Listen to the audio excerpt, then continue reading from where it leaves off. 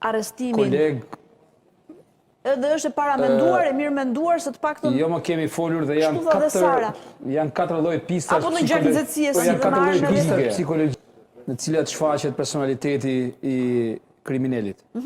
Në këtë rast, me atë qetësinë e vet që janë habitur të gjithë. Aty nga njëherë po duhet ta intervistosh. Pra nuk është e plotje që unë e shikoj tu dhe them po kështu është se e di unë. Jo.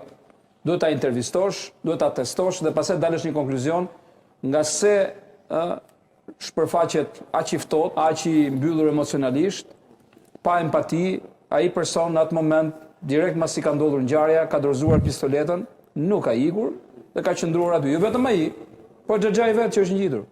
Të dy janë fare të qetë, sikur po presin të hyjnë në një avokat, që ti marrë ti çojnë seancë prapë. Pra janë katër pista këto, nga njëherë vet organizmi, vet trupi, vet truri, lëshon një komand për të mbyllur të gjitha qendrat emocionale, për të mbrojtur veten nga trauma.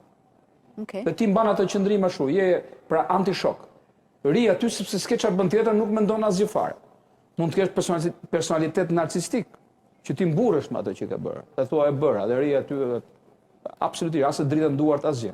Madje mund të shkosh të bësh pati. Nëse të thon ata që shiko se është dhe një tjetër, shkon prap, merr prap një anë tjetër dhe shkon e kryen. Dhe del prap krenar dhe fitimtar edhe ndaj policisë. Dhe mënyra se si ai afrohet policit, që hajde këtu, tregon edhe një lloj dominimi. Dominim emocional të fuqisë tij kriminale që ka për posedimin e situatës. Dhe këto janë të frikshme.